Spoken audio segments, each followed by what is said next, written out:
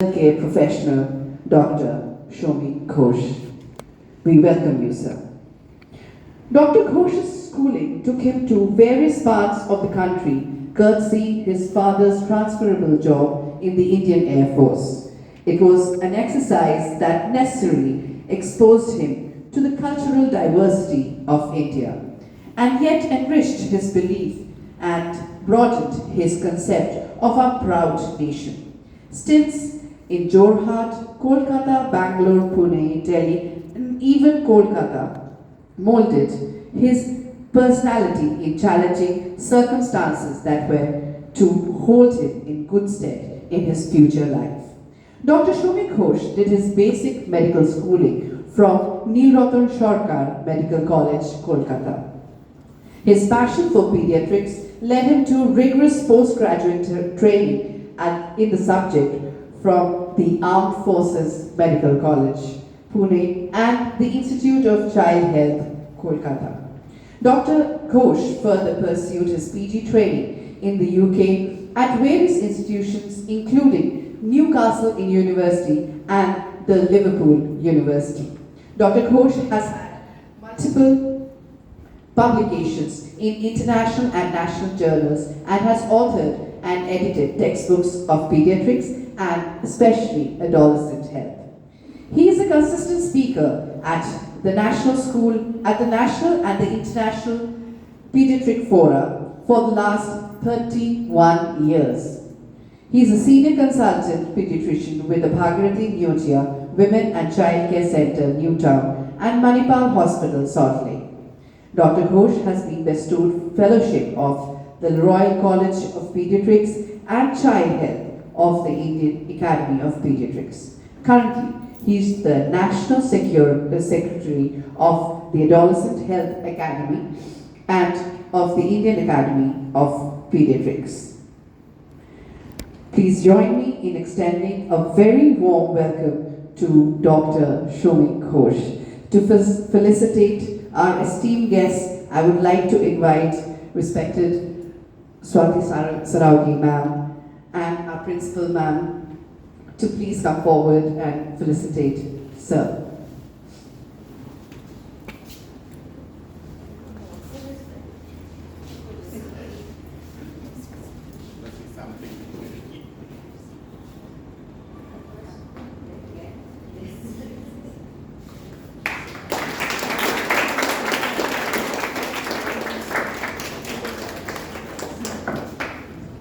I would also like to invite sir and ma'am, please come forward and light the lamp.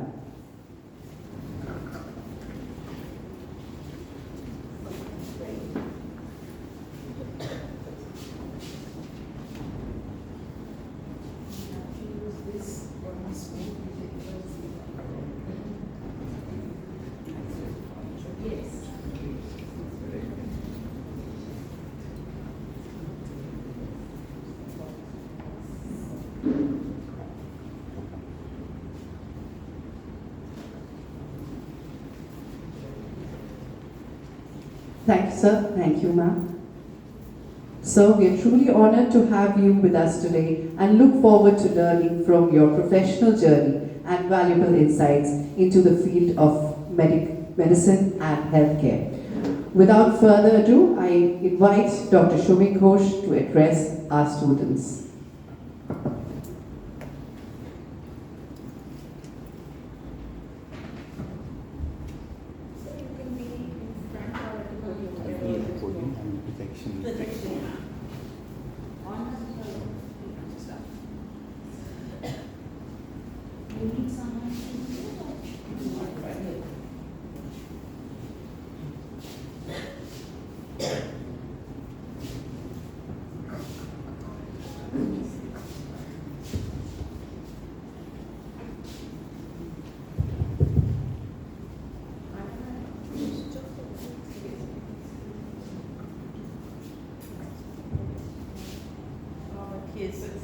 Yes, he'll not be visible.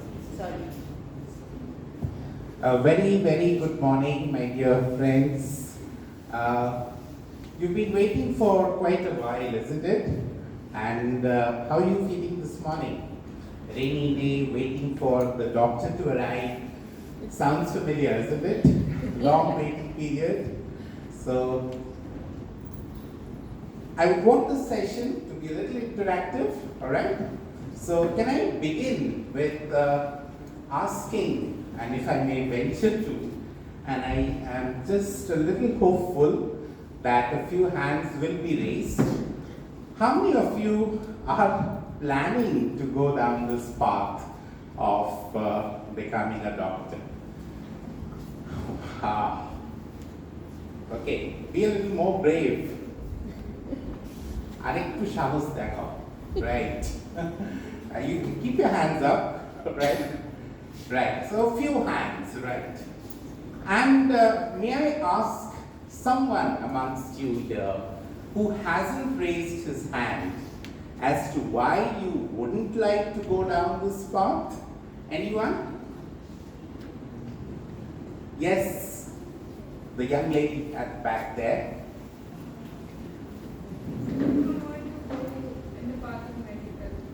Sorry,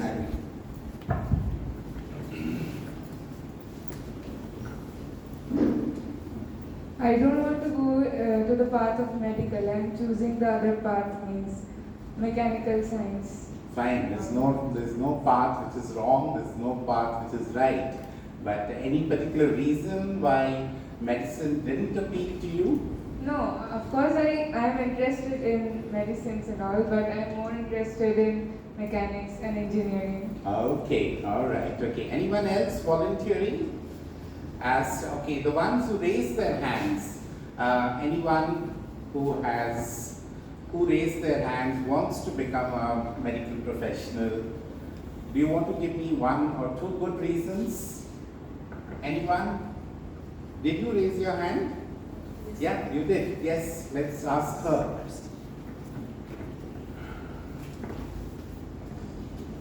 Actually, I find medical professional as very interesting thing, and that's why hence I thought of choosing it. Right. Okay. Fine. It's interesting. Right. Okay. So, aptitudes are going to be different. We are all wired very differently, and the choices are going to be different. The reason I am here today is not to force you to become doctors, number one. Secondly, I think what we all must realize is that we are all very transient travelers in time, isn't it?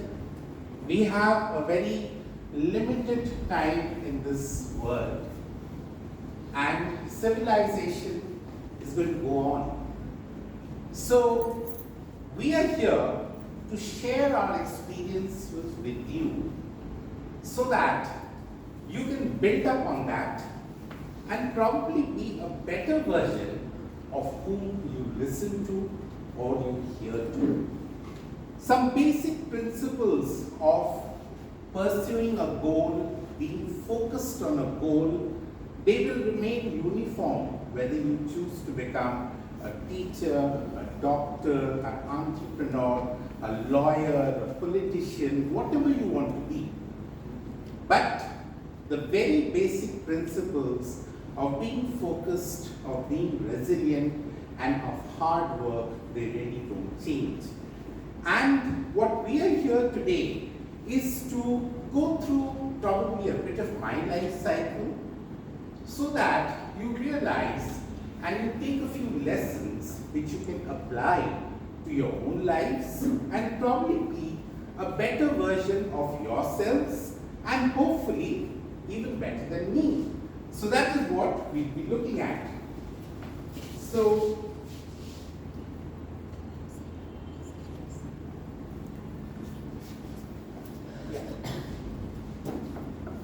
so when we're talking about medicine, it's more than a profession.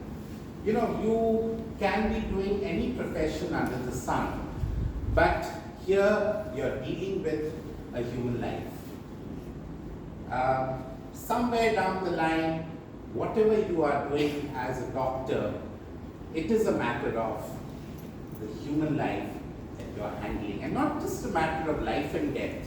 It is a matter of enhancing the life of that individual. It's not just about curing diseases. As you might have realized, medicine has moved more towards prevention than cure. You don't have those epidemics of cholera, plague, or even famine and drought, which used to kill millions at one go. You are now trying to nutritionally prevent issues. You are having vaccinations to prevent infectious diseases, and the lifestyle illnesses that one can think about, you are now talking about maintaining healthy lifestyles. So medicine, more than being a profession, is a commitment to humanity. Have you heard of the word life skills? I have done a session over here many years back. So what is really life skills? Ma'am, can you communicate in the vernacular also? Of course. Yeah. So anyone, what do you understand by life skills?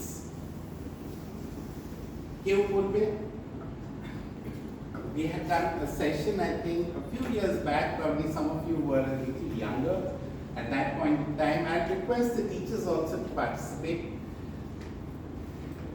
Life skills. Don't worry, in a few minutes we'll have the whole house buzzing. It takes a little time to warm up. Yes, you're smiling away. Tell me, what do you mean by a life skill? Ask the student to go around to give the numbers.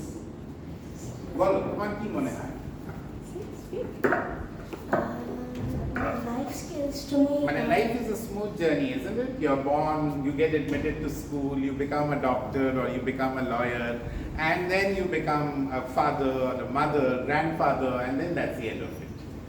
Is it so simple? No, it's No, not that simple. right? Okay. So you're in school now as a student, isn't it? What is your biggest challenge? My biggest challenge would be trying to succeed in life. Your biggest challenge will be trying to succeed in life. And what do you want to succeed in? Professionally, personally? What do you want to do? Being a better person. Great, okay? So I think so you're fairly well rooted as to, it doesn't matter what you are. Just to be a good human being is probably the essence of us surviving and motivating our future generations to survive. Just imagine a world if everyone was a thief, if everyone was a robber, if everyone was, following the unlawful path. কেউ সঠিক পথে হাঁটছে না, সবাই একা বাঁকা পথে হাঁটছে, কি হবে? Is there going to be any end to that?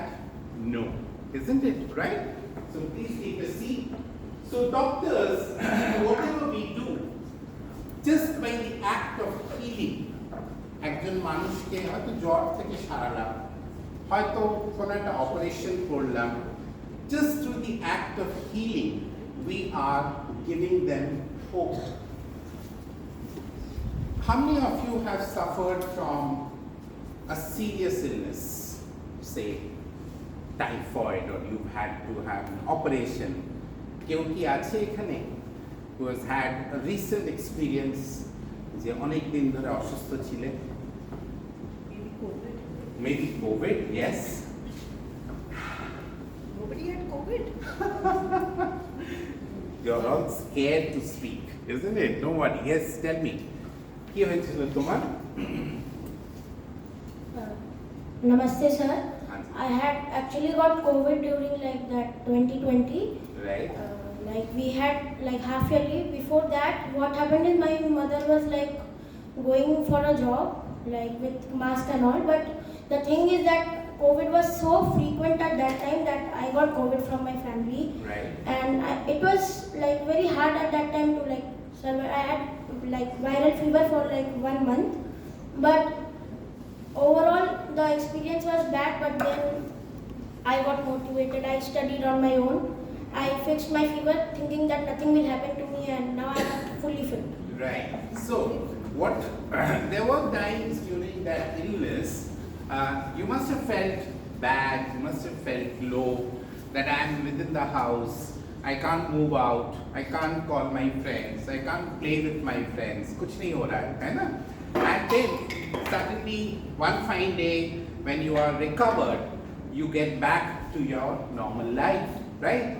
So that is what we are trying to emphasize on, that you may go through certain experiences, কিছু অভিজ্ঞতা হয়তো হবে, কিন্তু তার শেষে যখন আমার রিকভারিটা হয়, when we recover from there, we realize that a journey, whatever we go through, at the end of it, there is hope at the end of the tunnel, right?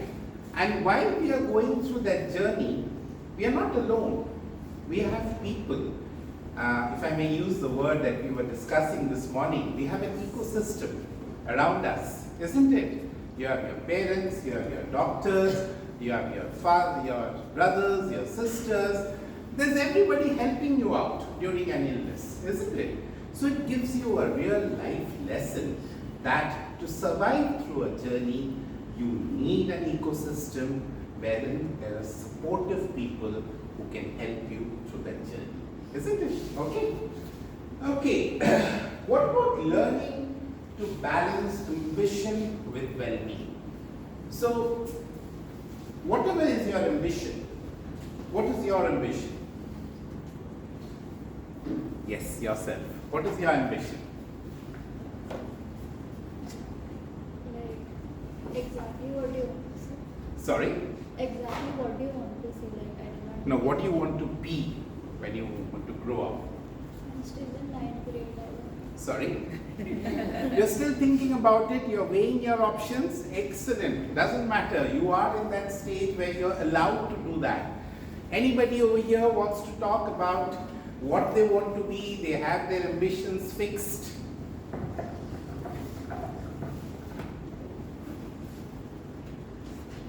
Anybody from behind?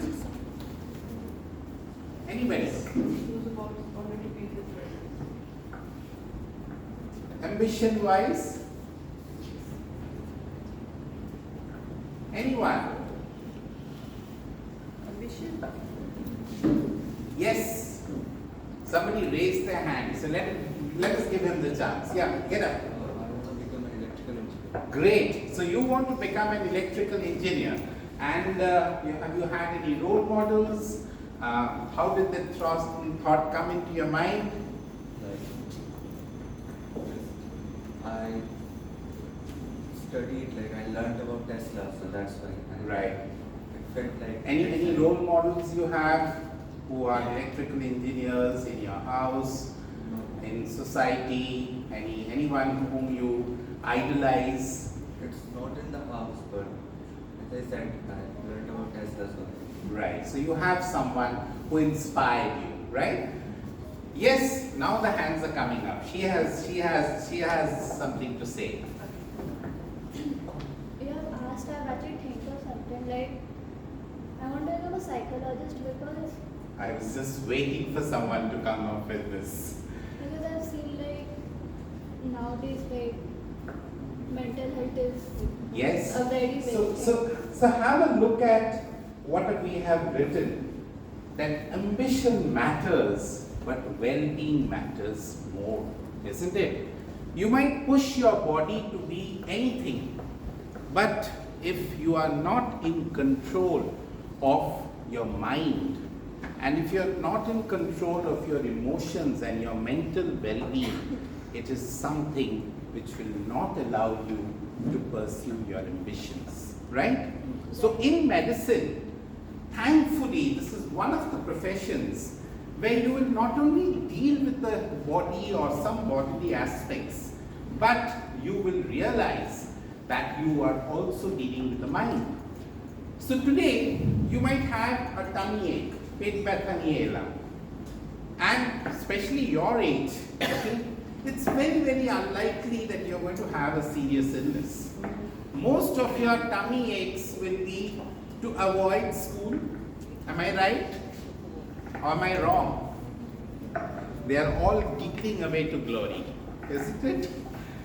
সব মুখ একদম এরকম করে মুখ হাত দিয়ে হাসছে, right? And a lot of your headaches, aches and pains, they're all going to be from the mind rather than from the body, isn't it? So it is very, very important to understand that this journey of trying to become a doctor, here you learn to balance your ambitions with taking care of your health, both physical as well as mental. So, all of you build habits. You come to school at a particular time, right? Okay, what happens if you get late to school? Yes, what happens? क्या होता है? बोलो. Nervousness. Nervous हो जाते हो? अरे बाप And रे. then डर लगता है. Yes, that my mother will scold me. Mother will scold you. School में डांट नहीं पड़ने वाली है. Like mother will scold me and say why did this happen, and then. But you can always turn around and tell your mother, you didn't get me ready for in time. Can you? No. No, you can't. No, Okay, no fine. one can argue against your mother. Oh, why? Good. Very good boy. He doesn't argue against his mother. So, anyone else? Supposing you have an assignment to make and you don't manage to make it in time. Why do we set deadlines? So that you're consistent. Alright, okay. Today we give you a routine, we give you a deadline, we give you a schedule. It allows you to be consistent, alright, in whatever you are doing. So being a medical professional, it is,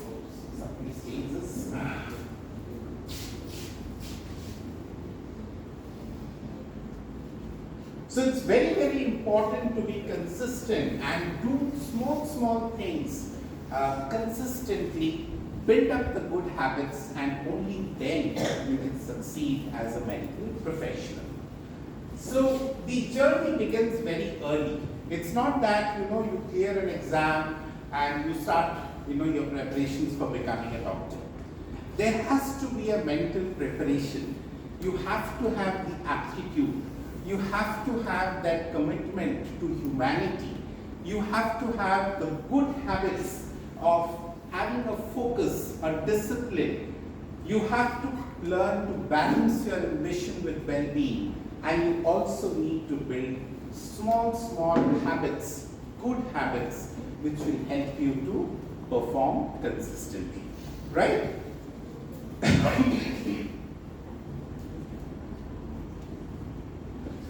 So what are the realities of medical education? বড্ড পড়তে হয়. How many of you subscribe to that? That you have to study for very long periods, not only in the day, but probably a major portion of your life. You start studying in a medical college when you are 17 years, 18 years, you're already in your mid-30s, you're still doing something. Some post-graduation, some course. So, how many of you get put off by this fact that doctor হতে গেলে বহু পড়তে হয়, বহু দিন ধরে পড়তে হয়? Any hands? Yes, some very reluctant hands. All of you can put up your hands because most of you didn't want to become doctors. Is that the impression? Anyone in your family who's a doctor? No, but you got that impression, isn't it? And you think that's a deterrent. Right? Okay. Yes, from the face of it, it does become a very, it become a deterrent that you have to study for very long hours, and you are probably studying well into your mid-30s. But medicine is such an evolving science.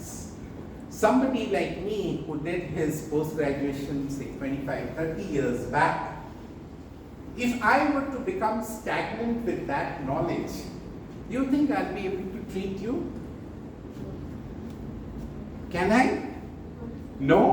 So it is just imperative that because biologically we are evolving, because science is evolving, the study that you're looking at over a long period of time is more an art of updating yourself. So you do it willingly, voluntarily. Why? Because a life is at stake. If you're not aware of the recent advances, if you're not aware of how to take care according to the updated knowledge, you would be doing a disservice, isn't it? Okay. So it's a bit of a myth, but it's also a necessity so that you render the best service. It's tough. It's emotionally very demanding. তুমি দেখছো তোমার সাথে যে arts পড়তে ঢুকেছিল আর তুমি ডাক্তারি পড়তে ঢুকেছো, he or she is having a gala life. আজকে সায়েন্স সিটি বেড়াতে গেছে, কালকে মন্দারমণি বেড়াতে গেছে, and the weekends are being spent জামাই ষষ্ঠী করতে চলে গেছে, ঠিক আছে? Everything is being done, right? And you poor person, doctor, recently passed out, you are doing your emergency duty. It jars, isn't it? খারাপ লাগে কোথাও একটা, তাই না? Okay? My staff are giggling because they know how much I scream at them, right? Okay?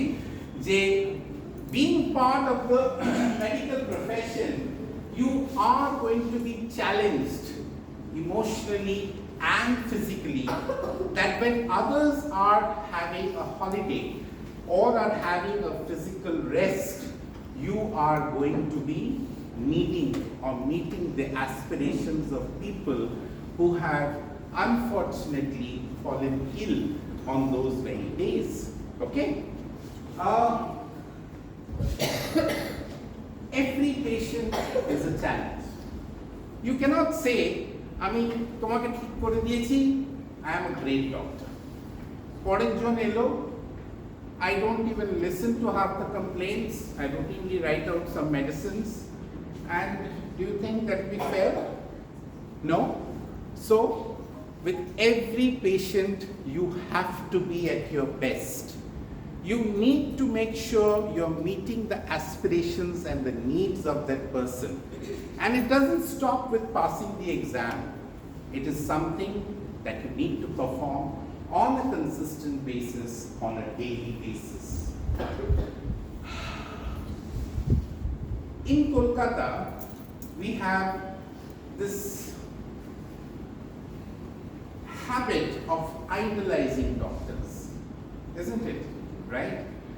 আচ্ছা, পেট খারাপ হয়েছে, অমুক গ্যাস্ট্রেন্টোলজিস্টের কাছে যাও, হাড় ভেঙেছে, অমুক অর্থোপেডিক ডক্টরের কাছে যাও, ব্রেন স্ট্রোক হয়েছে, অমুক নিউরোলজিস্টের কাছে যাও, আর যদি ফেল করে তখন বেলোর চলে যাও। So, what is happening? From individuals, we are gradually realizing the medical professionটা একজনের হাতের কাজ নয়. It is a team that has to deliver. আজকে you might hear, especially in my specialty, 600 গ্রামের বাচ্চা বেঁচে গেছে, right? Of someone who has been in the ICU for say 4 weeks, 6 weeks, 6 months, has survived and is having a normal quality of life. Do you think it is happening because of one person? I'm running a clinic. Do you think without my staff I can run the clinic? No. Okay? So medical profession is one such profession where, and I'm sure it applies to almost everyone, where you learn to be a part of a team. একটা চাকা ঘুরছে, চাকার কিন্তু প্রত্যেকটা spoke has to be in place. If it is not in place, you cannot deliver the service. So you learn right from day one in medical science that if you are not part of a team, and unless you are respecting every member of the team, you are not going to deliver. So you learn to deliver and work as a team. Isn't it? Right? Okay. So,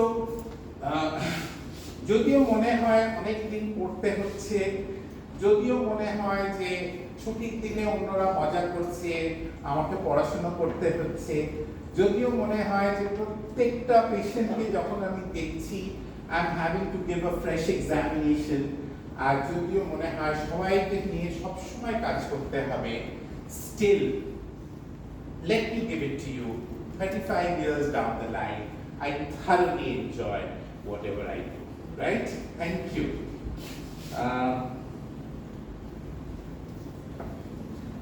Right, your principal ma'am was telling me before coming in here, and Mrs. Mrs. Swati Sarauti also, I think so, has emphasized on empathy, right? And what do you understand by empathy? Anybody? So you had it as a school activity, isn't it? Yes, anyone? I have very, very confident hand over there.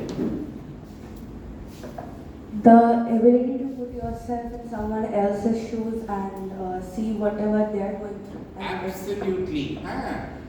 Helping in difficult situation, to pity that person, to show sympathy to that person, probably is not doing a very good service to that person. You are in a difficult situation, you put yourself in that person's shoes. So, as a doctor, it is very important যে আমার কাছে পেশেন্টটা এসছে কোনো একটা কারণে। If I am going to tell him, okay, you've got a right upper quadrant pain which is radiating to the back, and this pain looks like a pancreatitis, so you will need these medicines. How does it sound? Sorry? Be very honest. It sounds pretty arrogant. Arrogant. Very good. That's what we want to hear. See, I have to speak the language that you understand. Okay? Alright? Today a child might come to me,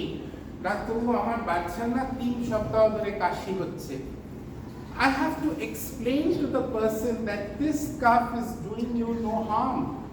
It is helping to expel out whatever has entered your lungs. The only thing that we are trying to control is the intensity and the severity of the cough, so that your airway elasticity is preserved. So that is why I am giving you these medicines. It is nature which is doing the primary work in helping you expelling out whatever you have inhaled, right? So unless and otherwise, if I tell the same person, you take this inhaler for 3 weeks, what will the person think? আমি কিছু বুঝলাম না, I have just been given a medication. So it is very important to put yourself in the other person's shoes and speak the language which they will understand. And that is what we call empathy, and that is what we need to practice as the medical profession. How many of you think doctors need to be honest? I know we have become more and more dishonest, but how many of you think that doctors, only one person thinks that the doctors need to be honest? Oh my God. Yes, my dear, what do you think? I've met you before. What do you think? The doctors need to be honest? Give her the mic, give her the mic. She spoke a lot last time when I was here.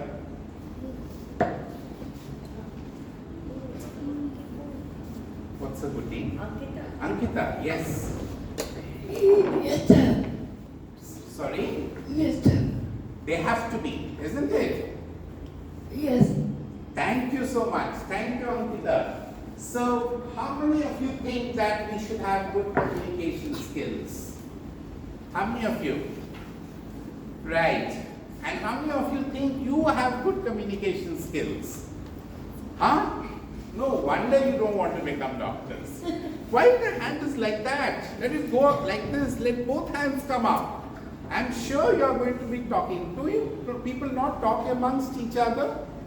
Okay, when you talk to him and when you talk to her, is it the same? No? It's a little different. When you talk to your parents and you talk to your teacher or you talk to your friends, is it a little different? That is what is communication skills. Okay, it's not rocket science. It's the way you adapt your method of talking according to who is listening to you, so that the person understands.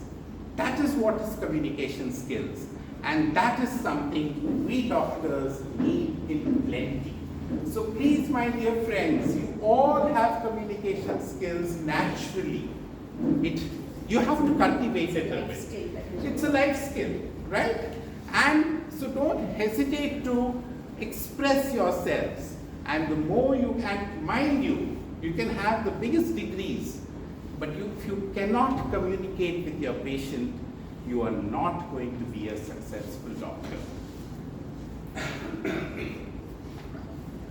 How many of you are curious about, you are at an age where there's a lot of changes going on in your mind and in your body.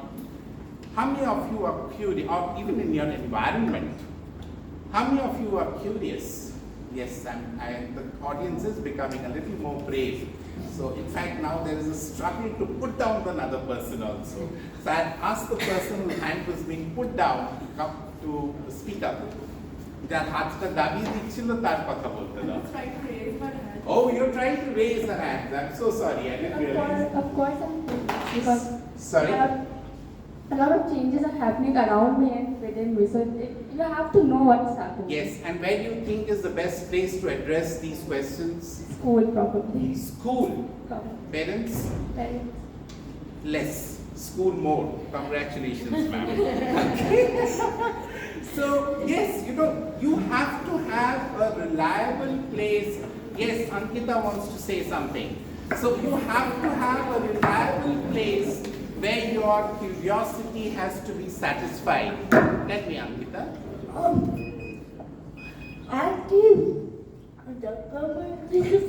Somebody will help me interpret whatever she's saying. Yes, Ankita, go ahead. What is she trying to say? Communication skills. Communication skills. Right. Important. Yes, very important. In every profession.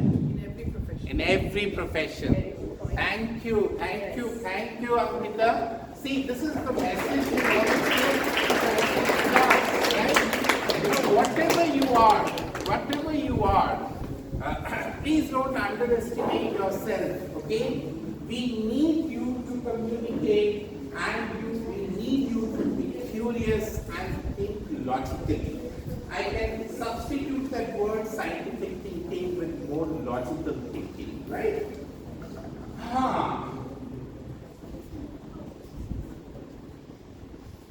How many of you I'm taking too much of myself. So how many of you are like a teacher who is more of a friend to you? Is humble, likes to speak to you in a language that you speak. And how many of you like a teacher who's moving around with no one moves around with a cane anymore, isn't it? An invisible one, yeah. So tell us that. Who's your favorite teacher? Are you going to spill the beans? Or you want to tell it in my ears? I don't have any. You don't have any?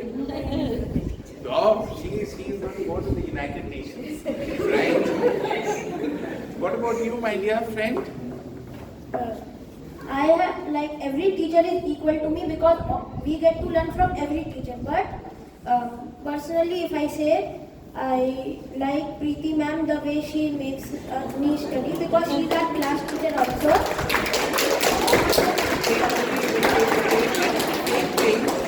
Let him say the reasons, okay? Preeti ma'am has earned it. So let him say. Yeah. Why do you think Preeti ma'am is a good teacher? The way she makes us study is very understandable. She helps everybody when they are in a problem, in any solution. Example, if it's any maths question, she will always help us and motivate us to complete it. Right. So if a doctor does the same to you, you would like that doctor? Yes, I would like that doctor. Exactly. So if a doctor can make you understand where your problem is and give you a solution that you can do. Supposing, I'm just giving you an example, that you're overnourished. You need to put down weight. But right on the first day I tell you, you have to take 4 rounds of the school playground. What will you think about that doctor? Say I am that doctor. Tell me. What will you think about me? I'm asking the person behind you. Be frank, this is what we are here to learn from each other. Sir, I will think that the doctor is free to talk to the individual and he thinks about the welfare of the people. You're being very kind to me. If I am asking you to do 4 rounds of your school ground, you're being very kind to me. Sorry. That is my perspective, sir. Yeah, but it would have been better if I tell you that, okay, fine. You straight away don't have to run, okay? You do a brisk walking, right? Okay. Once you do a brisk walking, which is more practical, then you gradually evolve into running, okay? So you've got to give practical solutions to people. That's what I meant. Thank you so much. So qualities that shape excellence: compassion, empathy, honesty, communication skills, developing a scientific temper, and staying humble and respecting everyone is something we would like to inculcate. So,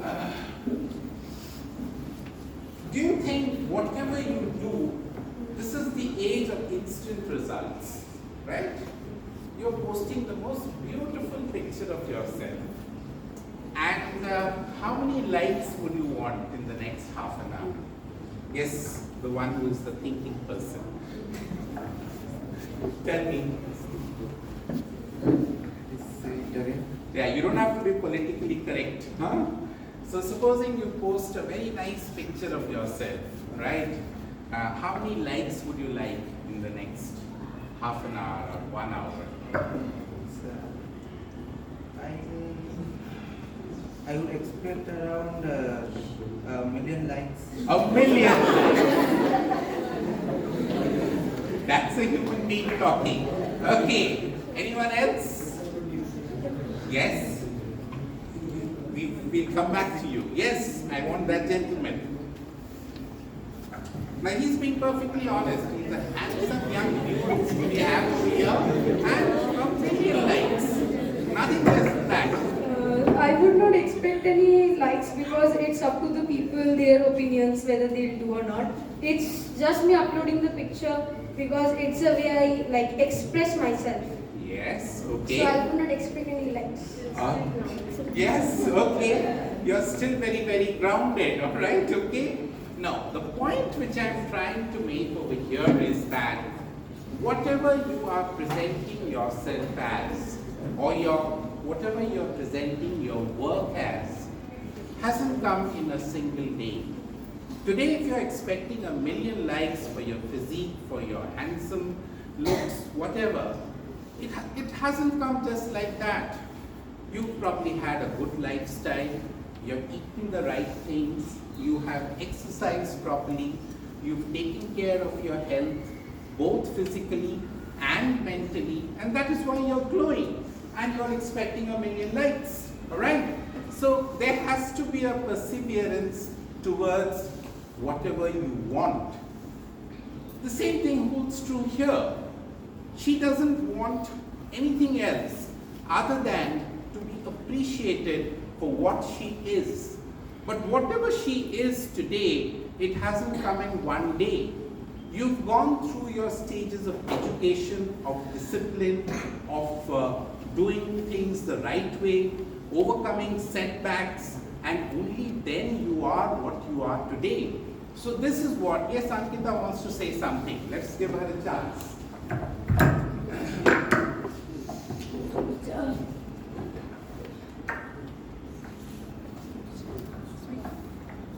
Take your time, take your time. Take a deep breath.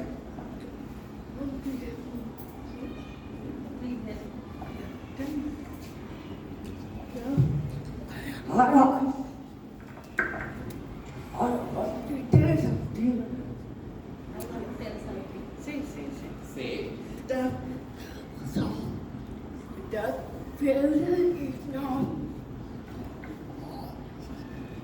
opposite to success. It's a part of success. Yes, you have two very good friends who can interpret it far better. I'm sorry, can you be a little louder? We are just coming to that. So, when you're talking about dedication and perseverance, that's the emphasis of writing this out. It rarely comes instantly, right? You have to, take your failures in your stride, learn from them, and only then you can build your confidence. You can go on. And it is the small daily efforts that you are going to be putting in which will ultimately lead to your success, right? So even when you get a report card for a whole year, it's not what you're doing only in the annual exam. It's how you've been all through the year which is going to give you your ultimate success. And be rest assured, this principle will apply to your life should you choose to be a medical professional. It is not what you do on one day or on one moment. It may be a magnificent moment for you, but it's the smaller things that you've been doing all through your life that will ultimately contribute to what you have to be. Sorry, you seem to have lost this. Okay, that's it.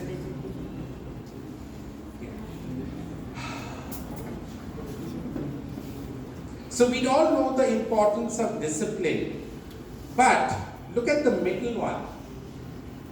How many of you believe, and let's be very honest, how many of you think that regular learning is more important than last minute preparation? Oh my God, ma'am, you have a very utopian school. No, क्यों last minute में मुझसे पढ़े ना?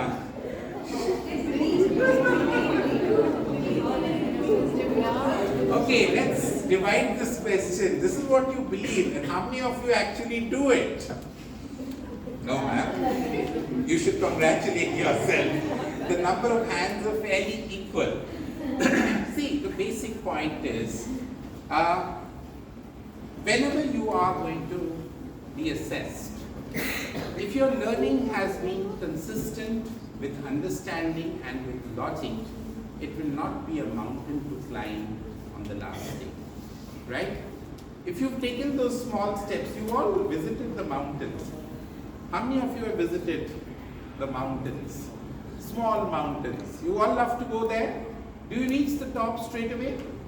No? You're taking small steps. Somewhere along the way, you're also using a lathi, isn't it? Okay?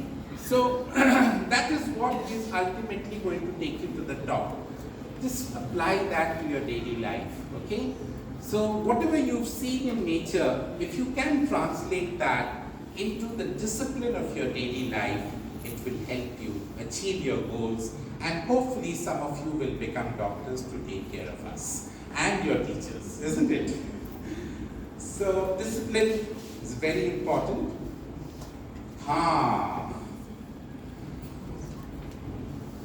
So, how many of you spend time beyond your textbooks?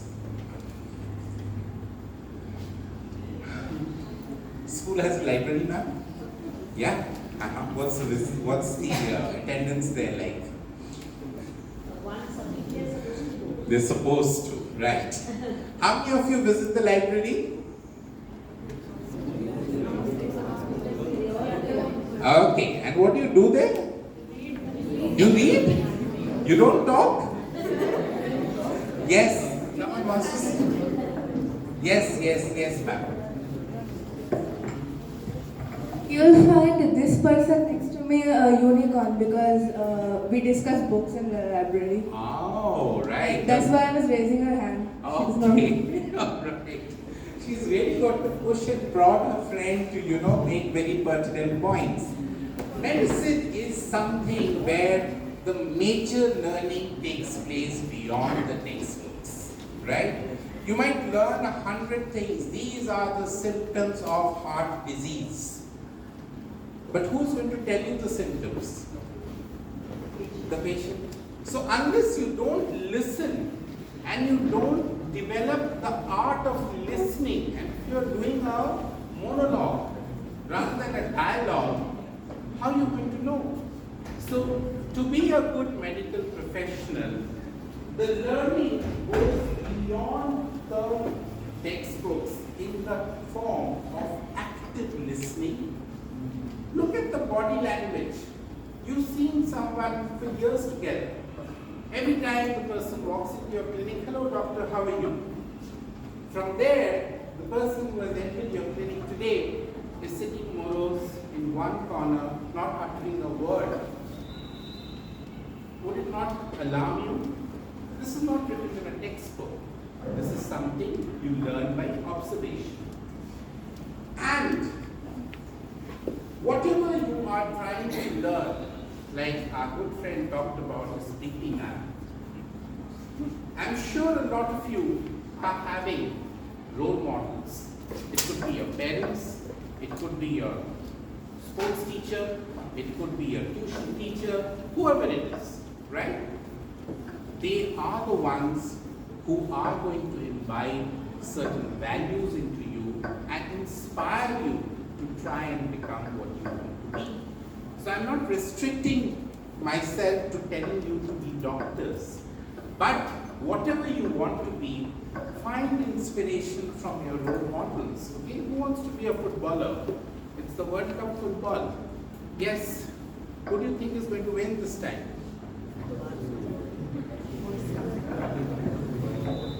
Sir, obviously Portugal, sir. Oh, obviously Portugal. Okay, alright. After they've drawn their first match, right? That was a friendly match, sir. Oh, that was a friendly. It was not part of the. It was the part. Okay, fine. You think Ronaldo is going to have the last laugh, isn't it? Okay, and Messi is going to lose. It's equal, sir. It's equal. Okay, okay. So who's your role model? You play football, right? So who's your role model? Sir, Sunil Chhetri. Sunil Chhetri is your role model. Great. So you've been following? He's retired or is he still playing? Retired. He's retired. Very updated. Any other role models? Any film stars anyone wants to talk about?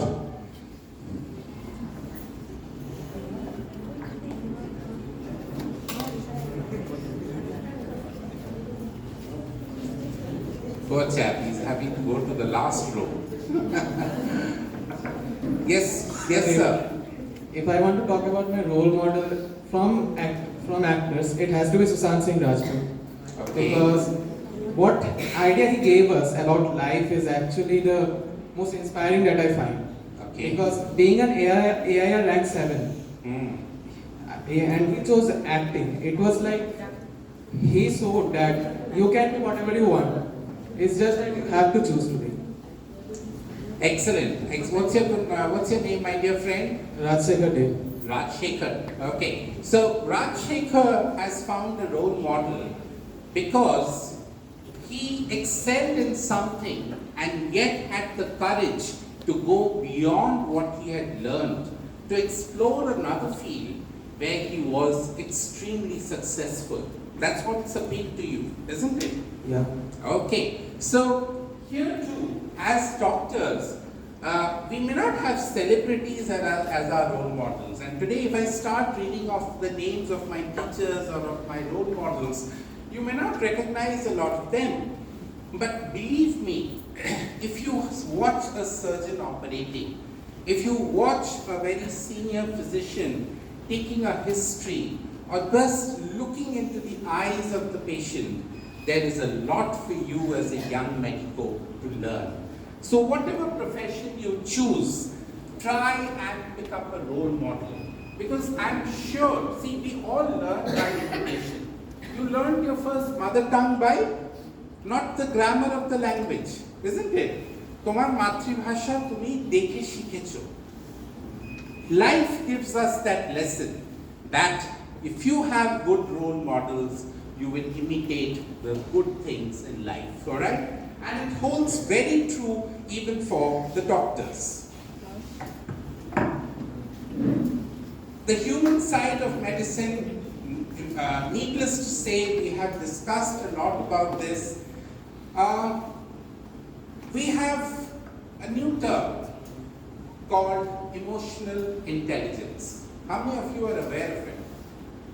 Yes, my good friend. You raised your hand once again. Please get up.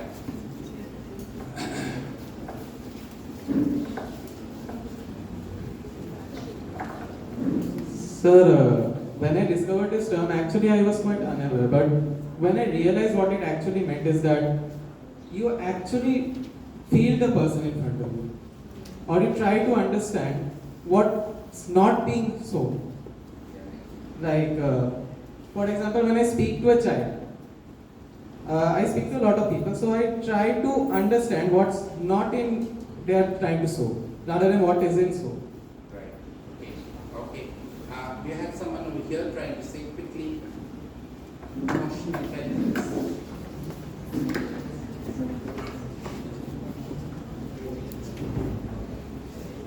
Emotional intelligence is when we understand the emotions of the person in front of us and the things which they are not saying, but we can understand those things by analyzing their body language and the way they are speaking. Absolutely. Okay. So see, we as doctors, it's not that we are always breaking happy news to everyone.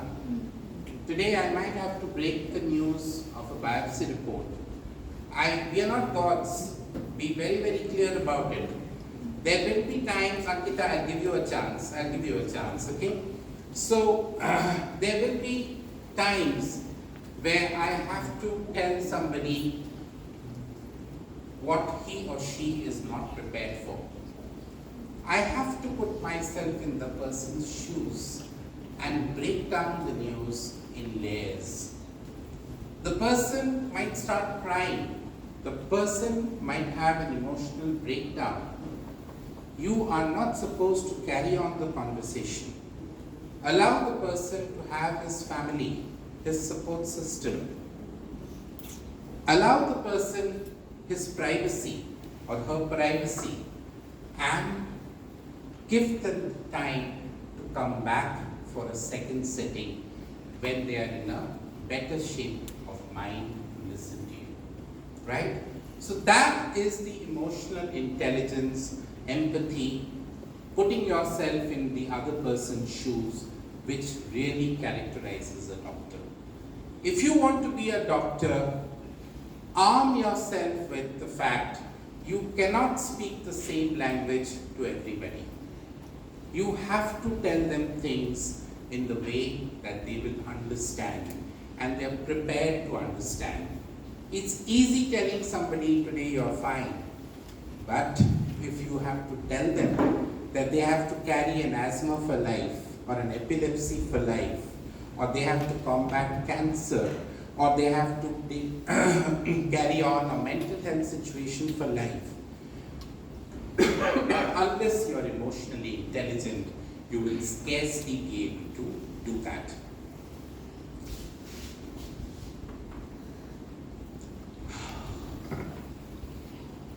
So being fair, respecting confidentiality, it all comes with our Hippocrates oath, right? Okay?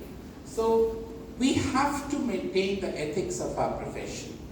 So a doctor is in a very, very, what should I say? I won't say difficult, but a very unique position in society.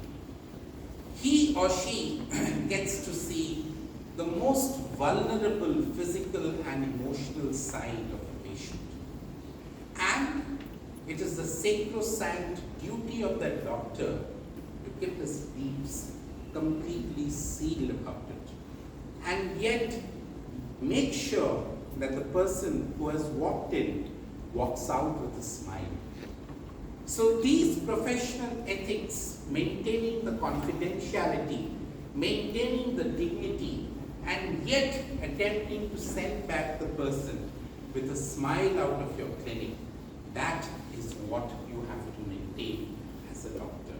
It is a challenging task, but not an impossible task.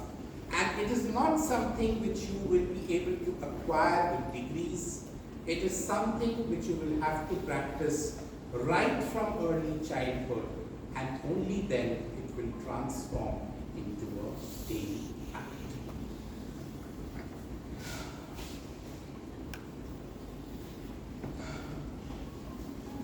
So, the challenges in modern medicine. How many of you have been aware of medical students committing suicide in recent times?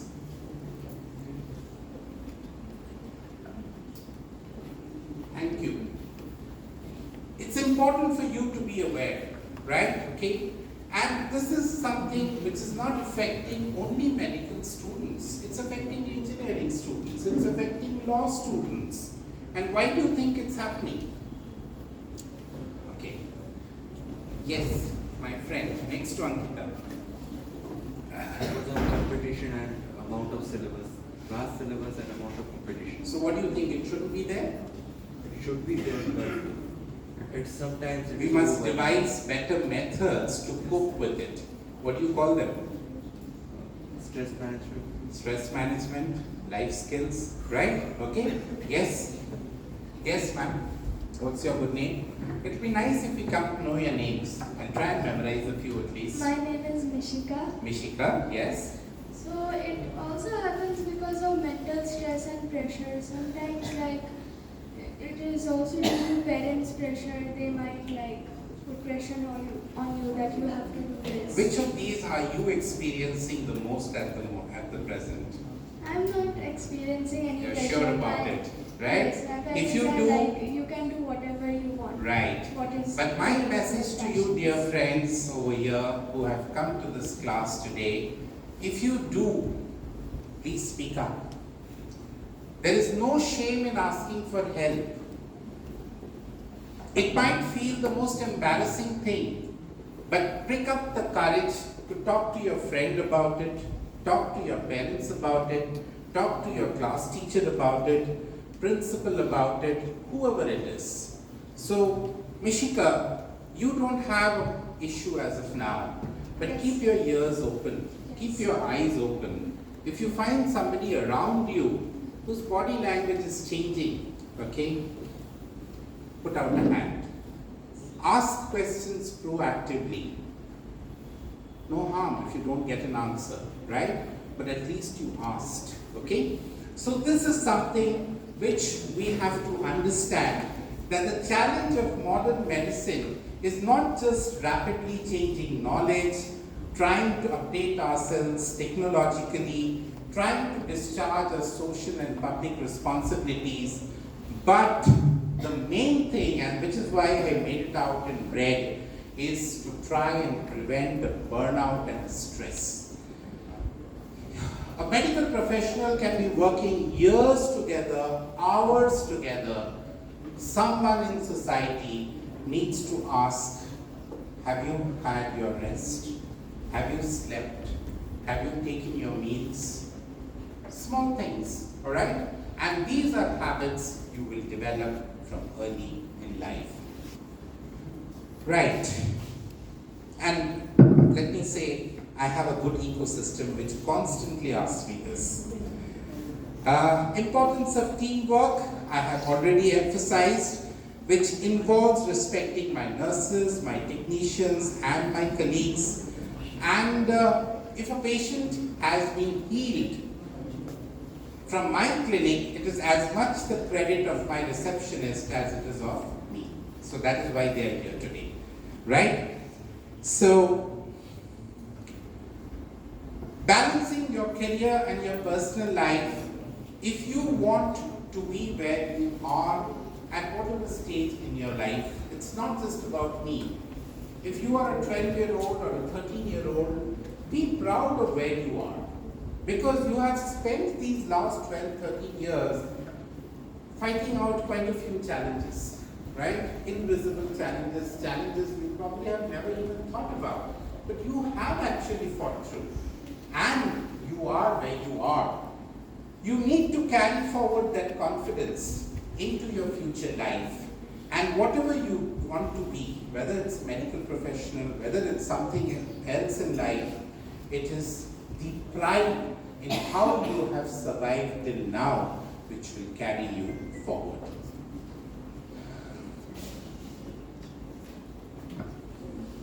I think so Ankita talked about this. We don't need to repeat this. That every failure, how many of you, let's be very honest, let's take a single opinion, anyone, any volunteer, who has faced a tremendous failure and felt hopeless? Anyone? Yes? Can we have some other volunteers? I'm sure you face failures. Sir, the tremendous failure I faced was actually a few years back. Right. Technically speaking, that time I was completely, what you can say, in our terms, introvert. A proper introvert who was like, what can I say? I didn't have, I was disconnected with studies. I was extremely like actually I was very overweight, around 86 kilos, and my height being 5 feet 2 that time. Right. So my BMI was actually very high. Right. And I didn't have good social skills. Even I had tough times talking with my parents. So Right. that time I felt like what I was doing. So that's the biggest point in my life where I felt like a failure. And you decided to be Virat Kohli. Right? Kinda. Right. Okay. So yes, look, you can look at failure in two ways. Okay. And what I tell a lot of my patients is that things can only improve from here. Isn't it? That's the best way to look at failure. It's done, dusted. Okay. But from here, things can only improve. So let's take that path. Okay. So it's easier said than done. You need a good ecosystem. At the risk of repeating myself, you need good people around you, whether they are your employees, your teachers, Naki Kumar Badi Love, Kumar Bondhu, JKO hote pare. Somebody should be there. So pick you up and say, "Thik ache, ja hoye geche, things can only improve from here." Right? And they are opportunities for you to grow. Our president, Dr. APJ Abdul Kalam, said this in not so many words, but he kept on emphasizing that every failure is an opportunity to grow. It's a lifelong learning in medicine. So as a medical professional, what I feel blessed is, it's not the technical jargon that I learn every day. It's the different personalities which are coming to me every single day. You know, a pain abdomen can present in so many ways. You have the very resilient person, যে হয়তো বলবেই না তার পেটে ব্যথা করছে, এসে হয়তো বলছে ভাল লাগছে না doctor, but you find she হাঁটছে এমন ভাবে as if there is a guarding of the muscle over there. You pick up an appendix from there, right? So you learn to, you are seeing a person who's walking into your clinic, happy, cheerful, you know, talking dime the dozen, and then you realize that that person has had a personal bereavement and spoken with that by talking to you in such a manner that you don't have a second to even reflect over their loss. So that is what a medical professional enjoys. You get to see life and the different coping mechanisms, the different life skills. I can go on lecturing for hours about it. But believe me, it is with every human being we encounter that we learn newer and newer methods of how we just survive. So it's a lifelong learning in medicine which you are blessed with. The joy and privilege of healing is entirely mine? No. You learn to share that joy and that privilege with your team. And who likes to celebrate their birthday alone? Anyone? No? You? Okay, fine. You must be having a reason. Please, come on. Yes, that will make it interesting. Yes, sir, I like to eat my cake alone. Right? Okay. And you can eat it alone, but you don't have anyone around you. I just don't care about that. I care about myself. You care about yourself. Good. Okay. There was another hand I saw raised. Would that person want to say something? Okay. Tell me the reasons for that. Before, like when I was small, I did not have any friends. Like so much, I did not have. Few friends I had. Right. That time I did not like birthday parties and Right. all of that thing. Yeah. I just went to birthday parties to eat, but I did not. Right now I have a lot of friends. Yeah. So I wish that in some birthday parties I get a few friends to come over and have a birthday party. Right. That's it. Yeah. So we are all molded by the circumstances that we are in. Okay. You're not wrong in thinking what you are. Okay. Thinking as of now. But as you evolve, okay, keep your mind open to having a party with, say, 2 friends with you or 3 friends with you. If you don't like it, go back to cutting your cake alone, right? What I want to say is be flexible with your thought process, all right? We human beings are born not to spend our lives in splendid isolation. We are social animals. We have to remain in society, and the better we learn to live with society, the happier we will be with our lives. Right? Okay. Right.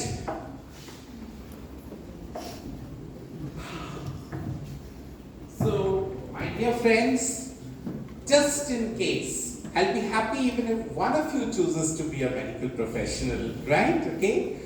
But if you want to be one, stay curious.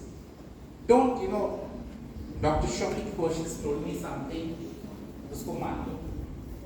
Feel free to be curious, question, but be disciplined. Whatever you do. It doesn't matter, right? Somebody wants to be a footballer, somebody wants to be a good human being. Whatever you want to do, even for being a good human being, you have to be disciplined. It's important to build character. Why? Because you are going to be faced with difficult situations. You are going to have temptations. And you know what temptations can do. So if you want to build up the strength of your character, you have to be taking the right decisions in the difficult situations. Always look out for mentors and positive influences. Like I said, the first thing you learn in your life is your mother tongue. And it was from a mentor. Most good things which we learn, if you analyze, if you reflect, you learn from your mentors. And don't believe you can reach that beautiful mountain straight away. You have to climb a mountain. There are no lifts in a mountain. You have to take very, very small steps. And be steady and be sure that you will eventually reach the top. So it is not, a medical professional isn't defined by the degrees which tail his or her name, but by the number of lives he has touched, in which the life that has been touched remembers him with compassion. Thank you very much for your very dedicated listening. We've overshot a little bit of our time, but you've been still, you've been perseverant, you've been compassionate enough to come out with true thoughts, and you've been an excellent audience. So thank you so very much for giving me a patient hearing, and I tell you. Sir, I have a question, please. Yes, please. Can you tell us what was the moment that, 2 questions actually, that made you want to become a doctor? And what has been the one experience that has truly defined your career as a doctor? Now, you're dealing with so many patients day in and day out. Pediatrician means he's dealing with small babies and they come crying in pain, they can't even tell you what the problem is. to find that, to be able to give relief to that child? What has been the most beautiful moment in your entire career? If you could just share those things. Thank you, ma'am. Thank you for the question. So I didn't have any dearth of inspiration, right? Okay, I belong to a family of doctors, so that was easy, right? Okay, both my grandparents were doctors. My dad was a doctor. A whole lot of uncles. Okay, so jahan dekho wahan doctor. Okay, all right. So that was the easy part. But then somewhere around when I went through your age, I didn't really find myself liking biology, right? My entire knack was for mathematics, for physics, for going to these public speaking discourses, elocution, debates, and I found that maybe, something else was beckoning me.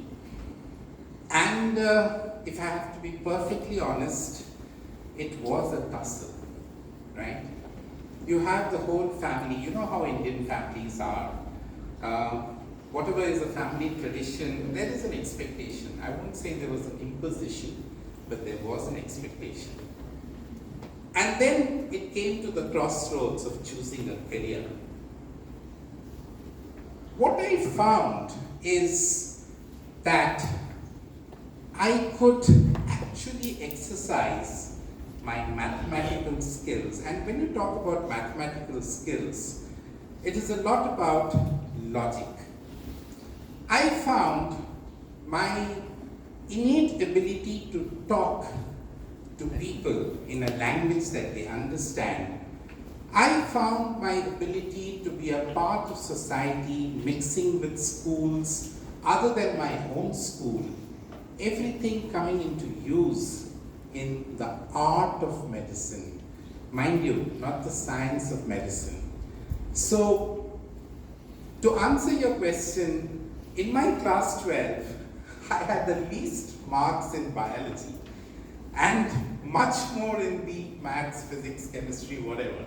But I did manage to clear my entrances. And the one thing which pushed me here was that if I have to practice the art of medicine, it was in being a medical professional. You could be a public servant, you could be a communicator, you could be a social service person, you could discharge your responsibilities towards society, and as my good friend Mishika said, possibly I could just be a better human being by practicing medicine, right?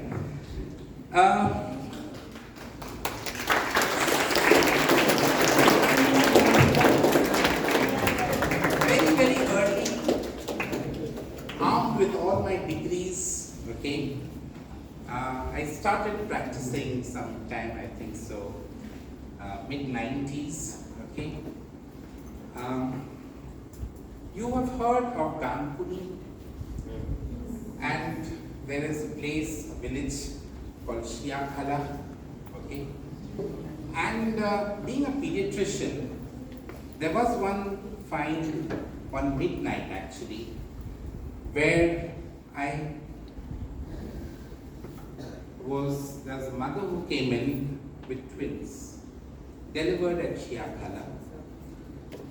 I was in Kapugachi, and they had traveled all the way from Shiakhala and were circling all the government medical colleges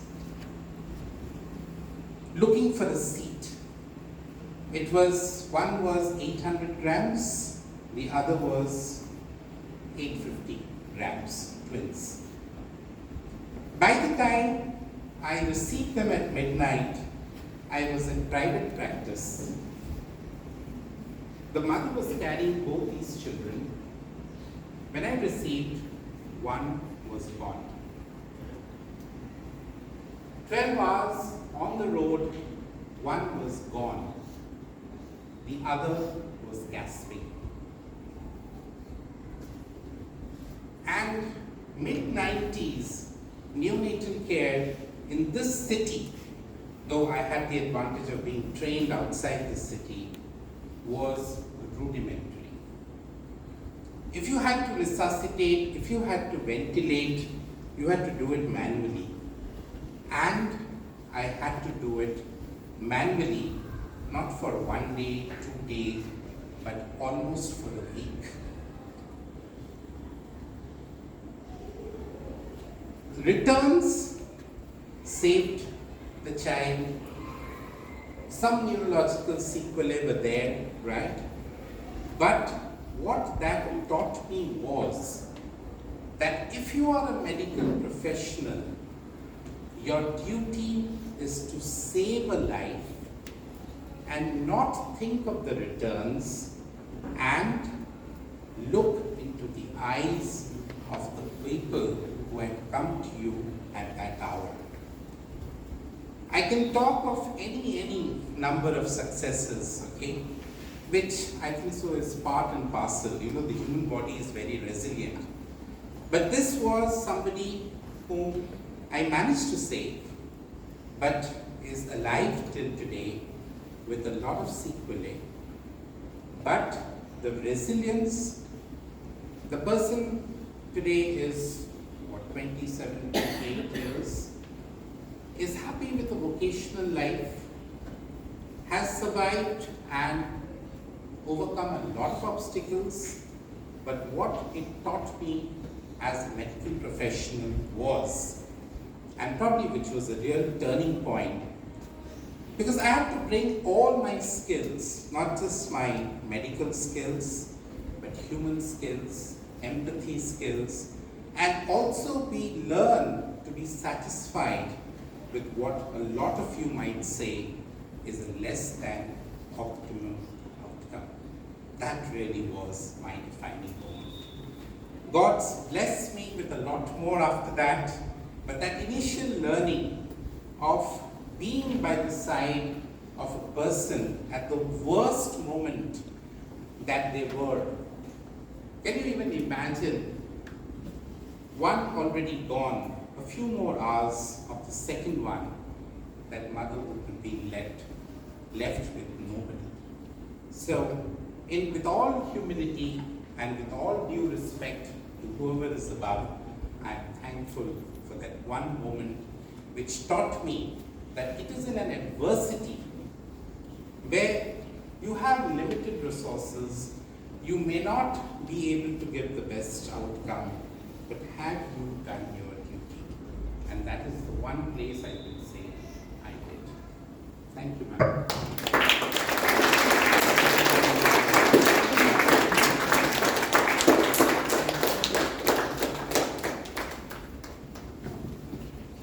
Any questions? Anybody? I had some doubts. So firstly is that like when someone like goes to a doctor for appointment, how do the doctors like tell the medicine's name so fast? Like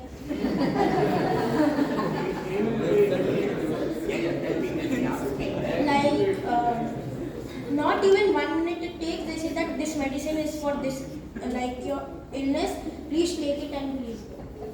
I'm so glad you asked me this question. Yeah, please. It's a wonder, isn't it? Magician is of doctors. Please ask my staff.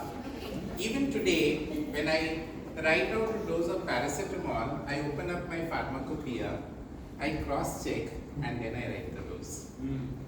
Right? Okay? Why? See, this is something which I was taught in England. I was trained initially here. My first duty was in a small little town called Barnsley in Yorkshire. Okay? And having made out a prescription, I found a nursing staff coming and putting tick, wrong, tick, wrong. So what is she doing? So this is the system they have in place over there. Because pediatrics is not just about remembering the names. It is also about calculating the per kilo doses. And my dear, we are all human beings.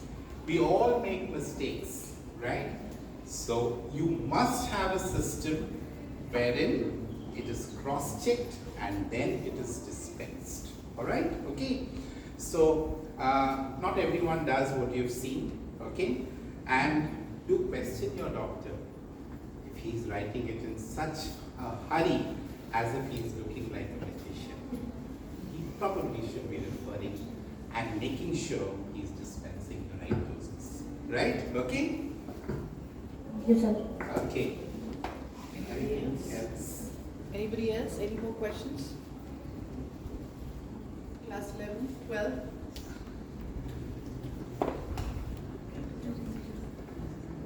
Yes. Sir, could you please share your experience from your years at AFMC?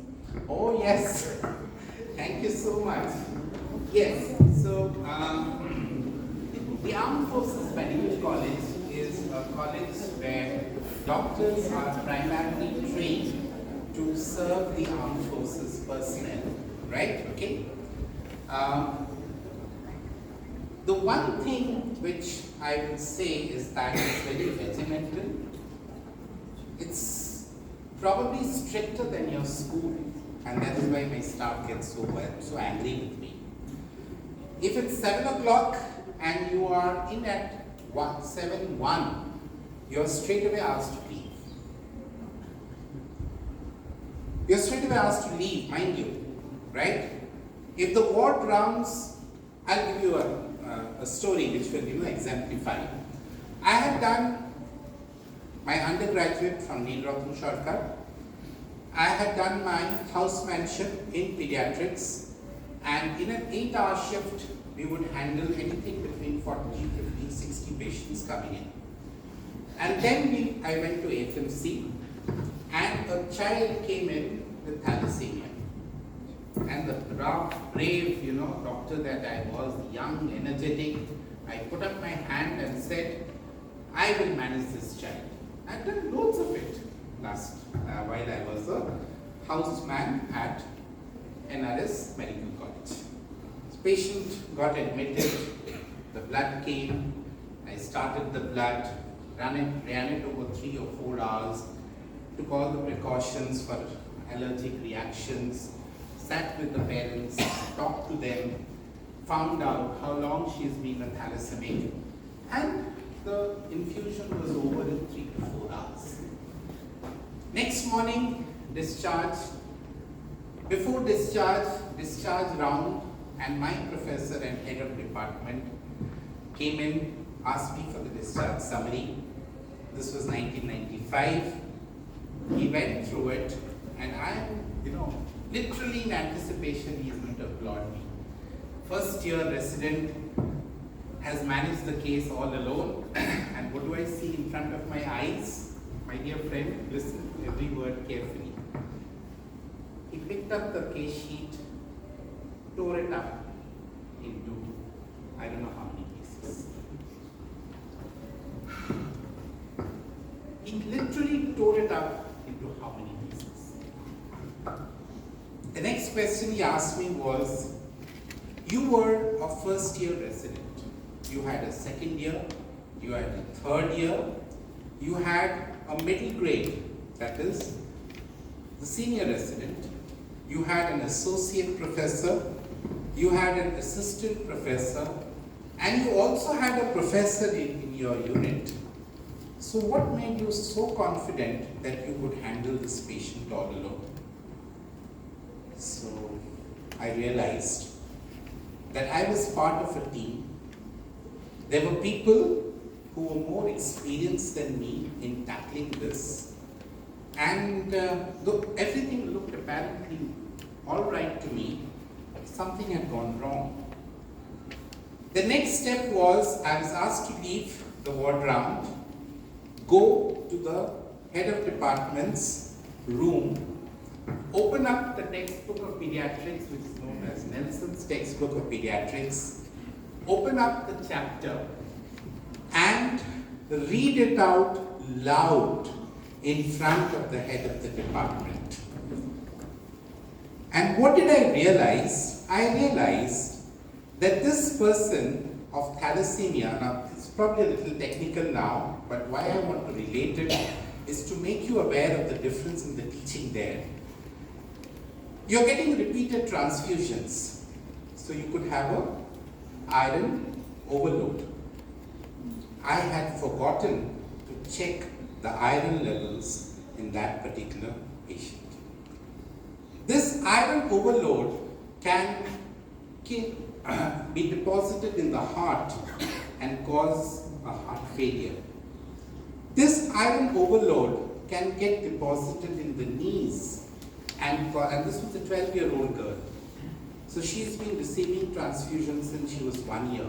So it was 12 years and the iron overload was not checked. It could have affected the heart, it could have affected the knees, it could have affected the pancreas, and she could have been a diabetic. And actually the professor had got her blood sugars checked and showed me a report of fasting of 164. I still remember the figure.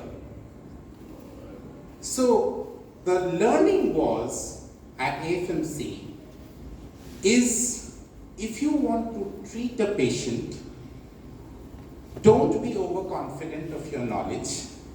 If you have seniors around you, make sure you ask them at least once, am I doing the right thing?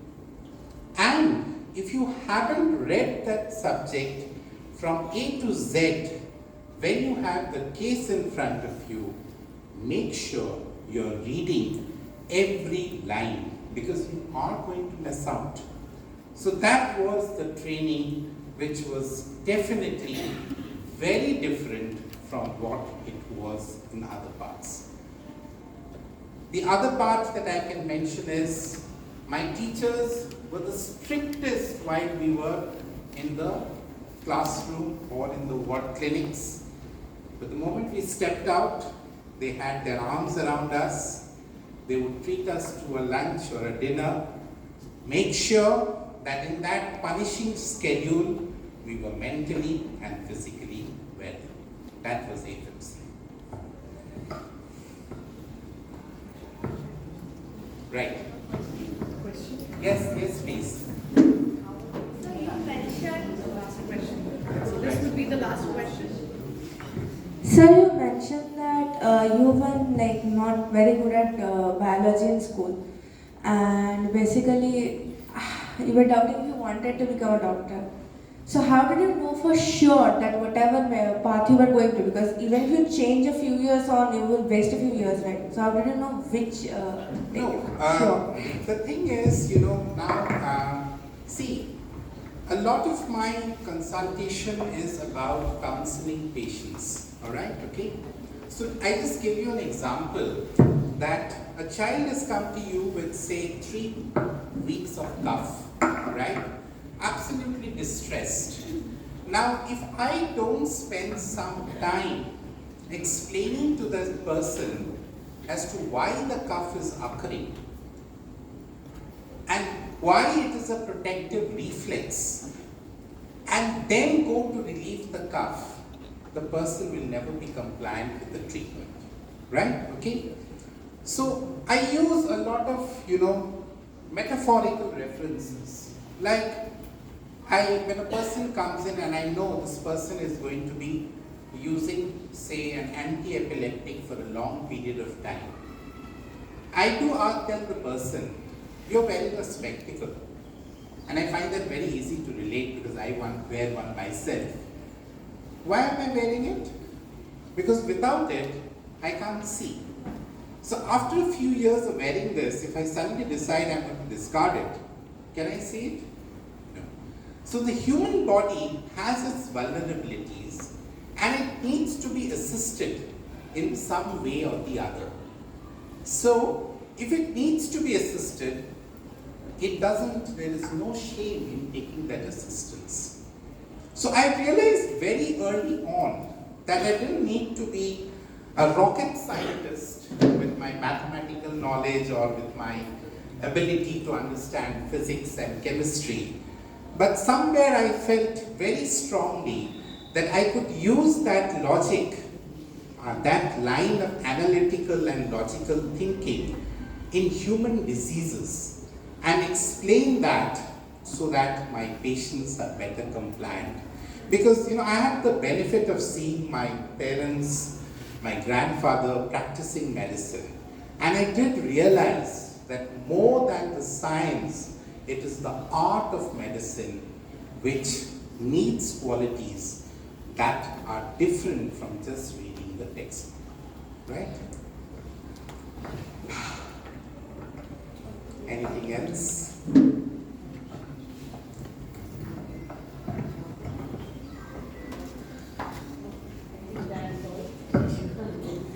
That's fine, thank you.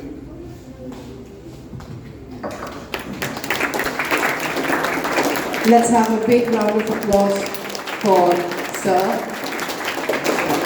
Thank you, sir, for that enlightening and inspiring session. On behalf of the entire Swarnim family, we extend our heartfelt gratitude to you. To express our appreciation, I now request our Senior Coordinator, Ms. Shumona Maulik ma'am, to kindly come forward and deliver the word of thanks.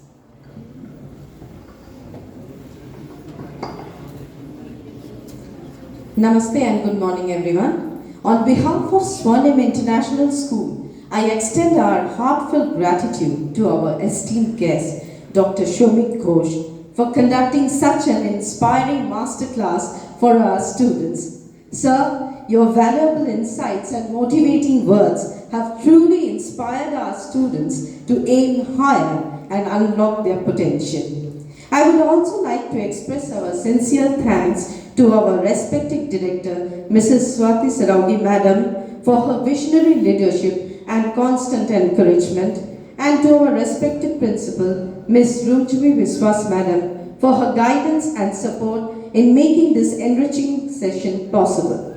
A special word of thanks to our teachers, staff members, and dear students for their enthusiastic participation and cooperation. Once again, thank you, sir, for your valuable time and inspiring presence. We look forward to welcoming you again, sir. Thank you, everyone.